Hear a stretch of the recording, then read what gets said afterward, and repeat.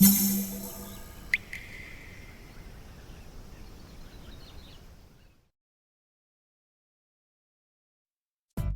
うも、底辺アクアリスト黄昏です。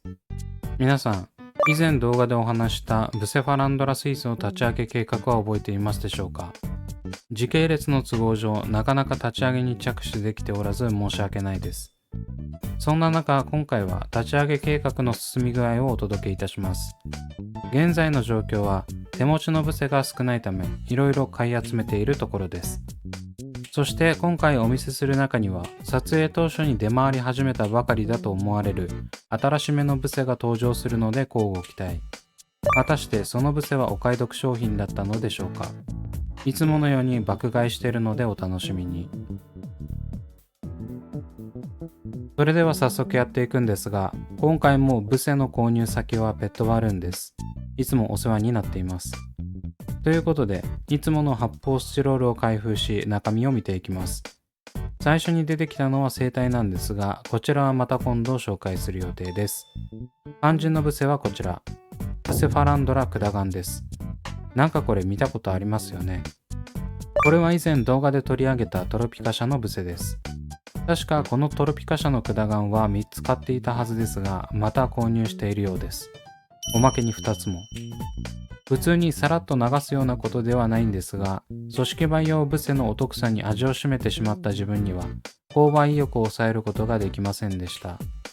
ということで、このトロピカ社のクダガンブセは合計5個も買ったことになります。我ながらえぐい。続いて出てきたのはこちら、クリプトコリネ・ウェンティグリーン。こちらはクリプトの中でもメジャーな種類のものです。これもトロピカ社の組織培養で、カップの中にぎっしり入っているのが素晴らしい。というわけで、トロピカ社の組織培養を一通りお見せしたので、続いては今回の本命をお見せしていこうと思います。それがこちら、ブセファランドラバタンカワです。価格は1980円。これはたまに見かける EG グロープランツと書かれている組織培養水草です。どこ産かはわかりませんが、今回はその組織培養からブセファランドラがリリースされました。この動画投稿時の12月頃にはすでにだいぶ出回っており、いろんなショップで見かけていると思うんですが、実際に購入したのは6月頃で、この時は人気なこともありすぐなくなってしまったイメージです。その中でもバタンカワという自分が初めて聞くブセが出ていたので勢いで購入してしまいました。自分の近くのショップでは一切取り扱いがなかったので、ペットバルーンでネット購入できたのはありがたいとしか言いようがないですね。そして次に出てきたのはもう一つのバタンカワ。1980円だからね。続いてもう一つバタンカワ。最後にもう一つバタンカワ。ということで合計4個の組織培養ブセを購入しました。先ほど紹介したトロピカ社のブセが6000円なんで、その3分の1の1980円ならいっぱい買わなきゃ損だよねっていうことで許してください。しかし、すでにこれだけ組織培養ブセを買っているんですが、まだまだ購入品があります。それでは続いての水草がこちら。ブセファランドラブラウニーゴースト。価格は1980円。こちらも先ほどのバタンカワと同様の組織培養ですね。名前も葉の見た目もかっこいいなと思って一緒に買いました。ちなみに高額で取引されているブセファランドラゴーストとは全く別物だと思います。続いて出てきたのはこちら、ブセファランドラブラウニーゴースト。やっぱ買っちゃいますよね。せっかく買えるチャンスがあるんだからこのタイミングを逃すわけにはいきません。この流れからすると次に出てくるのは何か皆さんお分かりかと思いますが一応紹介。ブセファランドラブラウニーゴースト。そしてダメ押しにもう一つ、ブセファランドラブラウニーゴースト。先ほどのバタンカワと同様合計4個も購入しました。というわけで今回のお買い物では合計約3万円分の組織培養水草を購入しました。正直水槽一つ立ち上げるのにここまで必要にはならないんですが、組織培養という性質上、育成に失敗することも考慮し、保険としていくつか持っておきたいんですよね。というか、当初のブセファランドラスイスの立ち上げという目的からそれて、ただのブセコレクターみたいになっていることに最近気づきました。ブセ沼って怖いですね。ということで、大量のブセを購入したということは、レイアウトに使用するために育成に取り掛かる必要があります。先ほどの組織培養ブセを開封して、中身の株はいかほどのものか見てみましょう。もしかしたら2000円切って買えるブセとしては爆アドな商品かもしれません。それでは早速開封していきます。まずはバタンカワの方から。開けてみると小さな株が結構群生しているのがわかります。この時すでに確信していたんですが、この組織培養ブセはお得そうですね。もう一つも開けていきます。正直見た目だけじゃ分かりづらいですが、結構入ってそうです。元の株の数が気になるところですね。続いてもう一つ。こちらも小さい株が結構入ってます。新芽がドリルのように芽吹いてきているのも高得点。これからの成長に期待できます。最後のカップも開けていきます。こちらも申し分ない密度ですね。今まで買っていた6000円のブセよりもお買い得かもしれない。続いては一番気になっているブラウニーゴーストを開封。一つ目はこんな感じ。大きな株と小さな株が混在してますね。先ほどのバタンカワよりも株数は少ないような印象。それでも組織培養の中ですでに黒光りしている葉の色は最高です。続いて2個目。先ほどと同じく大株と小株が入り混じっています。若干こっちの方が株数は多いような気がしないでもないです。続いて3個目。ちょっと下の株にピントが合ってなくて申し訳ないんですが、先ほどよりも小さい株が多いようです。そして4個目。こちらはコンタミが起こっていたようで培養地がカビてます。店売りの組織培養を見てもしばしばこのコンタミという現象は起きていますが、基本的に水草には影響はありません。枯れてたりしたら別ですけど。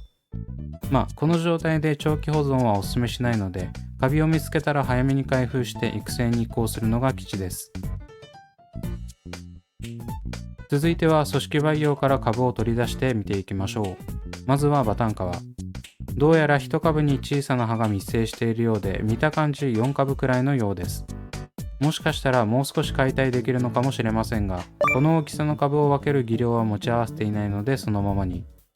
もう一つも同じように密生した株が多かったです。ただこちらの方が量的には多く、大小合わせて6株ほど取れました。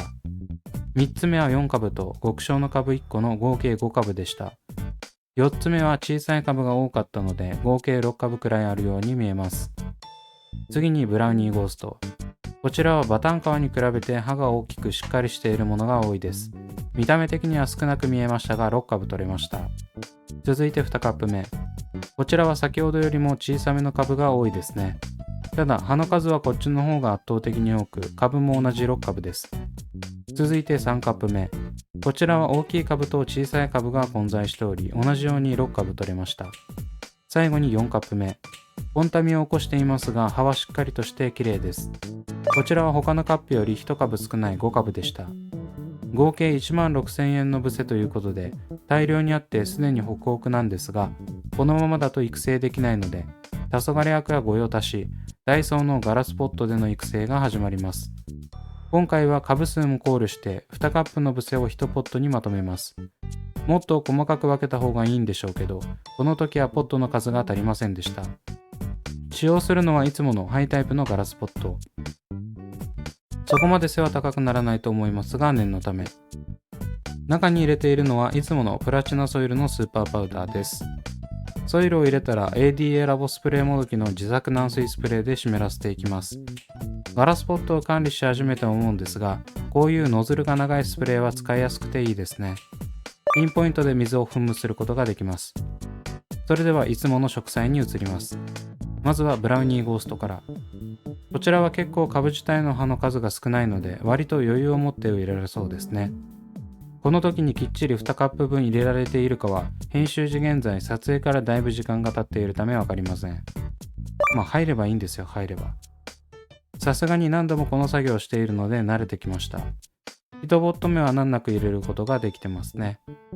続いて2ボット目に移っているんですが、こちらは小株が多いようです。明らかにペース配分間違えているのは気にしないでください。というわけでブラウニーゴーストの植栽は終了。続いてバタンカワ。こちらは葉が小さい分1株1株が密生しており、植栽が結構大変です。大きい株と小さい株があるので、その時のフィーリングで適当に植栽していってます。先ほどのブラウニーゴーストよりもなんかきつい気がしますね。こっちは3ポットに分けてもよかったかもしれません。最後に2ポット目。1つ目に結構入れてたはずなんですが、まだまだ余っています。隅から固めていき、隙間に無理やりぶっ刺していきます。だいぶ無理やり敷き詰めた感がありますが、なんとか入れることができました。そんな感じで全ての作業が完了しました。あとはしっかり根付いて半水中用のような状態になるまで待つのみです。正直このソイルを敷いての育成は合う水草と合わない水草があるので、やってみるまで溶けないか心配なのが怖いところです。有形草のように一日一日でかくなるわけではないので、気長に経過を見ていきたいと思います。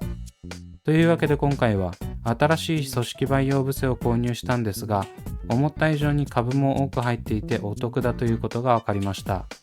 育成難易度は未知数ですが、他のブセと同じくらいの難易度だとは思うんで、あまり気張らずに適当に育成していきます。順調にブセも揃ってきたので、今からブセバランドラ水槽を立ち上げるのが楽しみです。今後のブセ水槽の動向が気になる方は、ぜひチャンネル登録してお待ちください。というわけで今回はここまで。Twitter と Instagram もやっておりますので、そちらを見ていただけると嬉しいです。それではご視聴ありがとうございました。